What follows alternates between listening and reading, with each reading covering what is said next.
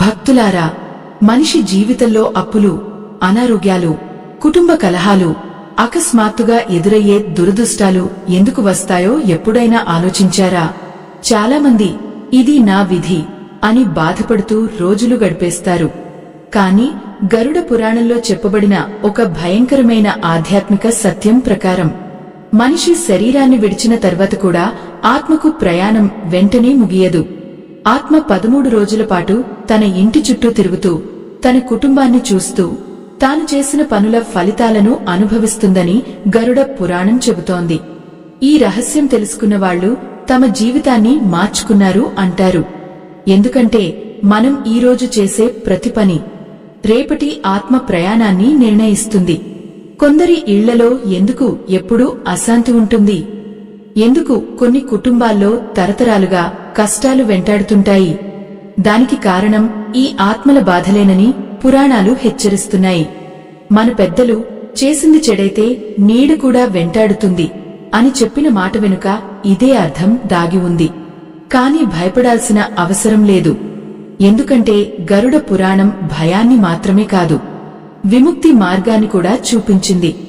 ఈ ఆధ్యాత్మిక రహస్యం మీకు పూర్తిగా అర్థం కావాలన్నా, దైవానుగ్రహం దక్కాలన్నా ఈ వీడియోను ఎక్కడా ఆపకుండా చివరి వరకు చూడండి.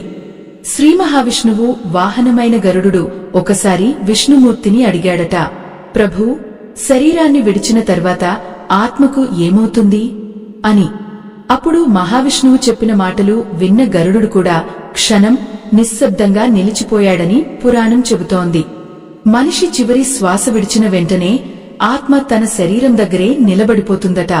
తన కుటుంబ సభ్యులు ఏడుస్తుంటే చూడగలుగుతుందట. కాని వారితో మాట్లాడలేక తీవ్ర బాధను అనుభవిస్తుందట. అదే సమయంలో జీవితంలో చేసిన మంచి చెడు పనులన్నీ ఆత్మ ముందు ప్రత్యక్షమవుతాయని చెబుతారు. ఒకప్పుడు తనను ప్రేమించిన వాళ్లు ఇప్పుడు తన ఫోటో ముందు దీపం వెలిగిస్తుంటే ఆత్మకు కలిగే వేదన మాటల్లో చెప్పలేనిదట. అయితే మొదటి 3 రోజులు ఆత్మకు చాలా కఠినమైనవిగా పురాణం వివరిస్తుంది.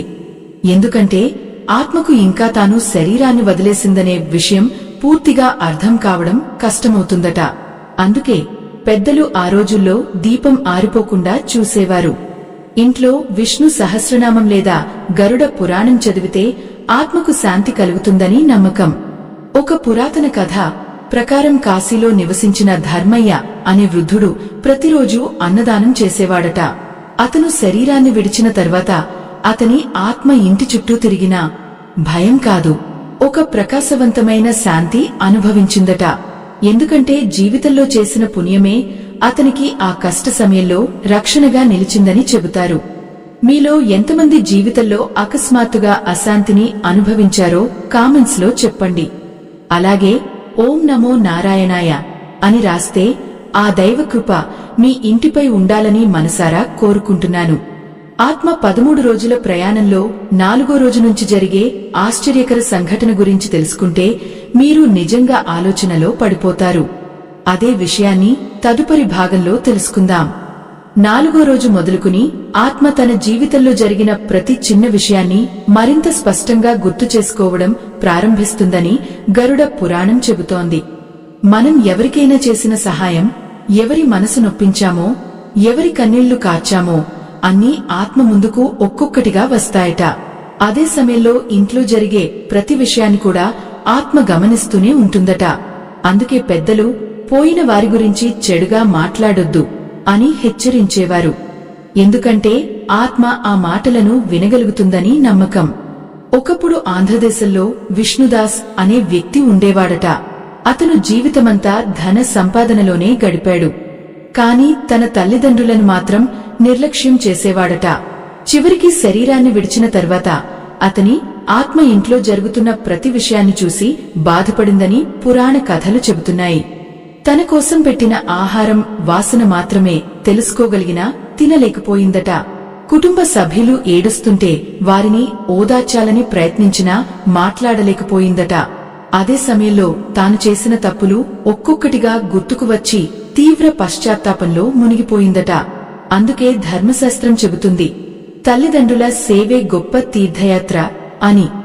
ఈ కాలంలో చాలామంది డబ్బు కోసం పరుగులు తీస్తూ కుటుంబాన్ని మర్చిపోతున్నారు. కాని గరుడ పురాణం చెప్పేది వేరే సత్యం. మనిషి చివరికి వెంట తీసుకెళ్లేది సంపద కాదు, చేసిన పుణ్యం మాత్రమే. ఇంట్లో పెద్దలను గౌరవించడం, ఆకలితో ఉన్నవారికి అన్నం పెట్టడం, దేవుని స్మరించడం, ఇవే ఆత్మకు తరువాతి ప్రయాణంలో వెలుగులా మారుతాయని చెబుతారు. అయితే 5వ రోజు నుంచి ఆత్మకు ఒక కొత్త అనుభూతి మొదలవుతుందట. తన శరీరం ఇక తిరిగి రాదనే నిజం క్రమంగా అర్థమవుతుందట. అప్పుడే ఆత్మలో భయం పెరగడం ప్రారంభమవుతుందని గరుడ పురాణం వివరిస్తుంది. ఎందుకంటే తన ప్రయాణం ఇంకా పూర్తి కాలేదని, ముందున్న దారి తెలియదని ఆత్మ గ్రహిస్తుందట. అందుకే ఆ రోజుల్లో కుటుంబ సభ్యులు ప్రార్థనలు చేస్తే ఆత్మకు ధైర్యం కలుగుతుందని విశ్వాసం. మన పెద్దలు ఎందుకు 13 రోజుల పాటు దీపం వెలిగించేవారో తెలుసా? అది కేవలం ఆచారం కాదు, ఆత్మ చీకటిలో కాకుండా దైవకాంతిలో ప్రయాణించాలని చేసిన ప్రార్థన. ముఖ్యంగా విష్ణు నామస్మరణ చేస్తే ఆత్మకు భయం తగ్గుతుందని పురాణం చెబుతోంది. అందుకే చాలామంది గోవిందా గోవిందా అని జపించేవారు. మీలో ఎంతమంది ఇంట్లో పెద్దలు చెప్పిన ఆచారాలను ఇప్పటికీ పాటిస్తున్నారు? కామెంట్స్ లో తప్పకుండా చెప్పండి. అలాగే గోవింద నామ స్మరణ అని రాస్తే మీ కుటుంబానికి శాంతి కలగాలని కోరుకుంటున్నాను. 6వ రోజు రాత్రి ఆత్మ చూసే ఒక అద్భుతమైన దృశ్యం గురించి గరుడ పురాణంలో చెప్పబడింది. ఆ దృశ్యం విన్న తర్వాత చాలామంది తమ జీవితం మార్చుకున్నారట. ఆ రహస్యం ఏమిటో తదుపరి భాగంలో తెలుసుకుందాం. 6వ రోజు నుంచి ఆత్మకు తన గత జీవితం మరింత స్పష్టంగా కనిపించడం ప్రారంభమవుతుందని గరుడ పురాణం చెబుతోంది. మనం ఒక చిన్న మంచి పని చేసినా అది ప్రకాశవంతమైన వెలుగులా కనిపిస్తుందట. అదే విధంగా ఎవరికైనా చేసిన అన్యాయం ఒక చీకటి నీడలా వెంటాడుతుందట. అందుకే ధర్మశాస్త్రం ధర్మో రక్షతి రక్షితః అని చెబుతుంది. ధర్మాన్ని కాపాడిన వారిని అదే ధర్మం చివరికి రక్షిస్తుందనే అర్థం. పురాణాల్లో చెప్పబడిన ఒక అరుదైన కథ ప్రకారం శ్రీశైల ప్రాంతంలో నివసించిన అనసూయమ్మ అనే వృద్ధురాలు ప్రతిరోజూ పేదవారికి నీళ్లు పెట్టేదట. ఆమెకు పెద్దగా సంపద లేకపోయినా భక్తి మాత్రం అపారంగా ఉండేదట. ఒకరోజు ఆమె శరీరాన్ని విడిచిన తర్వాత ఆత్మ 6వ రోజు రాత్రి ఒక ప్రకాశవంతమైన మార్గాన్ని చూసిందట. భయంకర చీకటి మధ్యలో ఆ వెలుగు ఆమెకు దారి చూపించిందని చెబుతారు. కారణం ఏమిటంటే జీవితంలో చేసిన చిన్న పుణ్యాలే ఆ వెలుగుగా మారాయని పురాణ కథనం వివరిస్తుంది. ఇక 7వ రోజు నుంచి ఆత్మ తన ఇంట్లో జరిగే మాటలు మరింత బాధగా అనుభవిస్తుందట.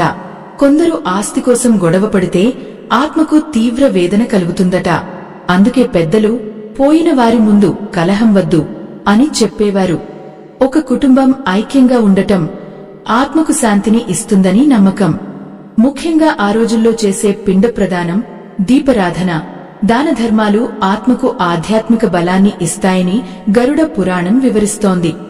ఈ రోజుల్లో చాలామంది ఇవి పాతకాలపు ఆచారాలు అని నిర్లక్ష్యం చేస్తున్నారు. కాని మన సంస్కృతిలో ప్రతి ఆచారం వెనుక ఒక లోతైన భావం ఉంది. ఉదాహరణకు ఒక చిన్న దీపం వెలిగించడం కూడా ఆత్మకు దైవ మార్గదర్శనం అందించాలనే సంకేతం. ఇంట్లో విష్ణు సహస్రనామం వినిపిస్తే ఆ వాతావరణం పవిత్రంగా మారుతుందని పెద్దలు నమ్మేవారు. మీలో ఎవరు ప్రతిరోజు దేవుని నామస్మరణ చేస్తారో కామెంట్స్ లో చెప్పండి. అలాగే ఓం నమో భగవతే వాసుదేవాయ అని రాస్తే మీ ఇంటికి దైవ కాంతి చేరాలని మనసారా కోరుకుంటున్నాను. అయితే 8వ రోజు రాత్రి ఆత్మకు ఒక విచిత్రమైన అనుభవం ఎదురవుతుందని గరుడ పురాణం చెబుతోంది. అదే సమయంలో కొంతమంది ఆత్మలు ఎందుకు తమ ఇంటి చుట్టూ ఎక్కువ కాలం ఉండిపోతాయో కూడా అక్కడే రహస్యం బయటపడుతుంది. కాని ఆ కారణం తెలుసుకున్న తర్వాత చాలామంది భయంతో నిద్రపోలేకపోయారట. అసలు ఆ రహస్యం ఏమిటి? ఆత్మ ఎందుకు వెళ్లలేక ఆగిపోతుంది? తదుపరి భాగంలో ఆ గూఢ సత్యాన్ని తెలుసుకుందాం. 8వ రోజు నుంచి ఆత్మలో ఒక కొత్త భావన మొదలవుతుందని గరుడ పురాణం వివరిస్తోంది.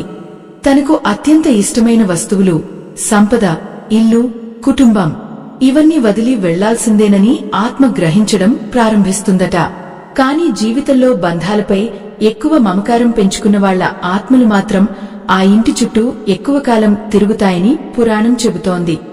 అందుకే పెద్దలు అతి మమకారం చివరికి బాధనే ఇస్తుంది అని హెచ్చరించేవారు. ఒకప్పుడు కంచీపురంలో విజయసేనుడు అనే వ్యాపారి ఉండేవాడట.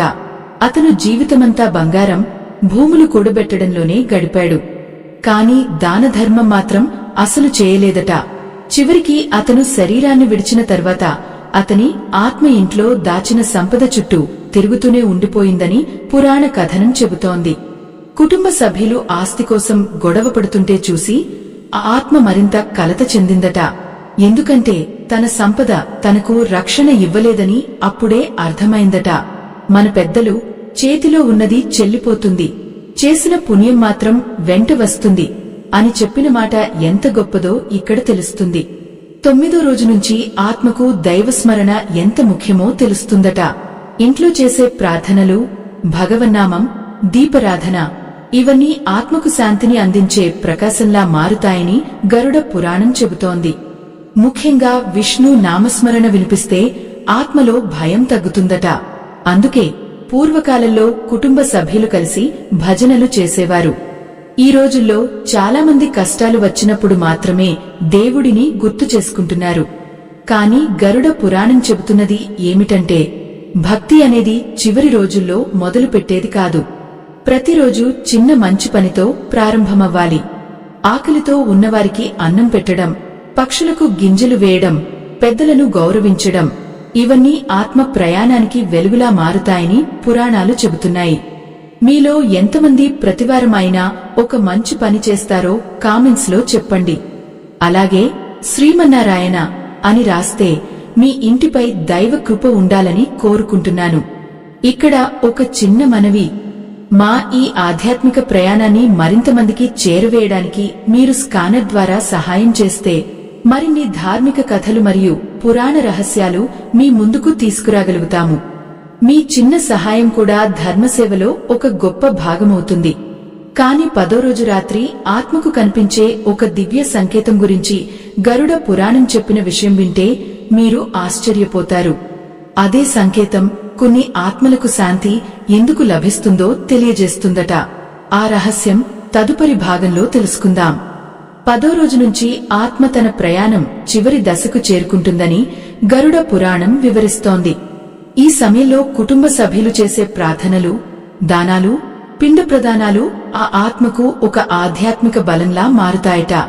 ముఖ్యంగా భక్తితో చేసే ఒక్క మంచి సంకల్పం కూడా ఆత్మకు మార్గదర్శక కాంతిలా పనిచేస్తుందని పురాణం చెబుతోంది.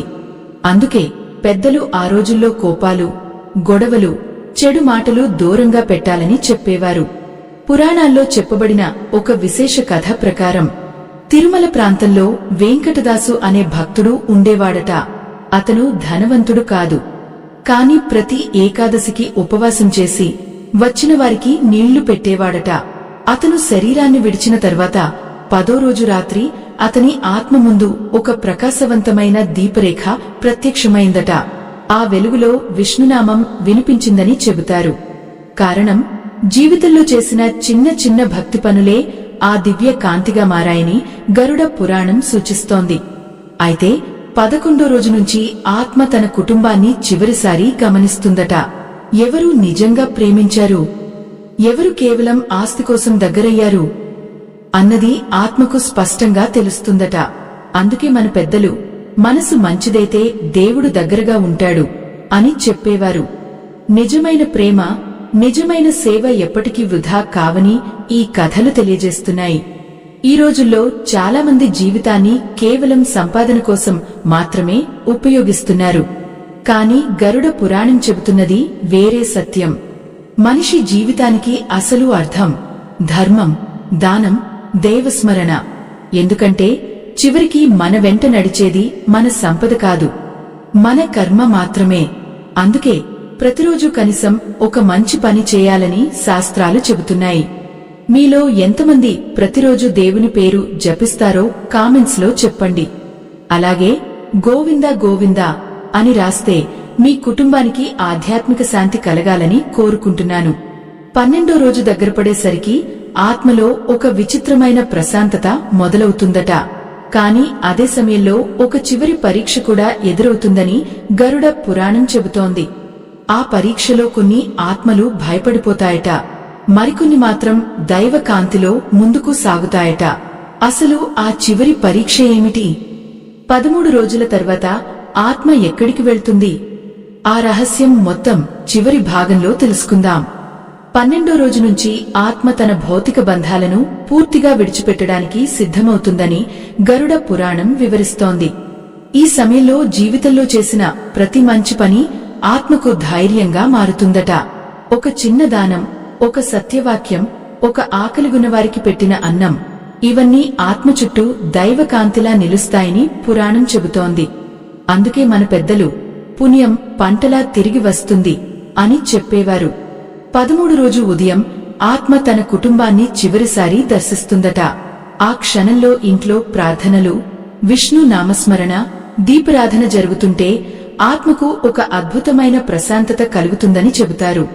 ముఖ్యంగా కుటుంబ సభ్యులు ప్రేమతో ఒకటిగా ఉంటే ఆ ఆత్మ ఆనందంతో ముందుకు సాగుతుందట. కాని ఇంట్లో కలహాలు, స్వార్థం, ఆస్తి గొడవలు ఉంటే ఆ బాధ ఆత్మను కలవరపెడుతుందని గరుడ పురాణం హెచ్చరిస్తోంది. ఒక పురాతన కథ ప్రకారం గోదావరి తీరం వద్ద నివసించిన లక్ష్మీనారాయణ అనే భక్తుడు ప్రతిరోజూ దేవాలయానికి వెళ్లి పేదలకు ప్రసాదం పంచేవాడట. అతను శరీరాన్ని విడిచిన తర్వాత 13 రోజు ఒక ప్రకాశవంతమైన దైవకాంతి అతని ఆత్మకు మార్గం చూపించిందని పురాణ కథనం చెబుతోంది. ఆ సమయంలో అతని కుటుంబం కలిసి ఓం నమో నారాయణాయ జపించడంతో ఆ వాతావరణం పవిత్రంగా మారిందట. అదే కారణంగా అతని ఆత్మ ప్రశాంతంగా తన ప్రయాణాన్ని కొనసాగించిందని చెబుతారు. ఇక్కడ గరుడ పురాణం మనకు ఒక గొప్ప సత్యాన్ని నేర్పుతోంది. మనిషి శాశ్వతంగా తీసుకెళ్లేది ధనం కాదు, చేసిన కర్మ మాత్రమే. అందుకే ప్రతిరోజు ఒక మంచి పని చేయాలి, తల్లిదండ్రులను గౌరవించాలి, భగవంతుని స్మరించాలి, బాధలో ఉన్నవారికి సహాయం చేయాలి. ఎందుకంటే ఇవే మన ఆత్మకు తరువాతి ప్రయాణంలో దైవ దీపాలుగా మారుతాయి. మీలో ఎంతమంది ఈ రోజు నుంచి ఒక మంచి పని చేయాలని సంకల్పిస్తున్నారు? కామెంట్స్ లో తప్పకుండా చెప్పండి. అలాగే ఓం నమో నారాయణాయ అని రాస్తే మీ ఇంటిపై దైవకృప ఎల్లప్పుడూ ఉండాలని మనసారా కోరుకుంటున్నాను. ఇంకో చిన్న మనవి, మా ఈ ఆధ్యాత్మిక కథలను మరింత మందికి చేరవేయడానికి మీరు స్కానర్ ద్వారా సహాయం చేస్తే మరిన్ని పురాణ రహస్యాలు మరియు ధర్మ సందేశాలు మీ ముందుకు తీసుకురాగలుగుతాము. మీ సహాయం ధర్మ ప్రచారానికి ఒక పవిత్ర భాగమవుతుంది. మనిషి జీవితం తాత్కాలికం కావచ్చు, కాని మనం చేసే మంచి పనులు శాశ్వతంగా వెలుగుతూనే ఉంటాయి. అందుకే ఈ క్షణం నుంచే ధర్మ మార్గంలో నడవాలని సంకల్పించండి. ఎందుకంటే గరుడ పురాణం చెప్పిన ఈ రహస్యం భయపెట్టడానికి కాదు, జీవితాన్ని సరిచేసుకోవడానికి. ఈ ఆధ్యాత్మిక ప్రయాణం ఇక్కడితో ముగిసిపోయింది. స్వస్తి.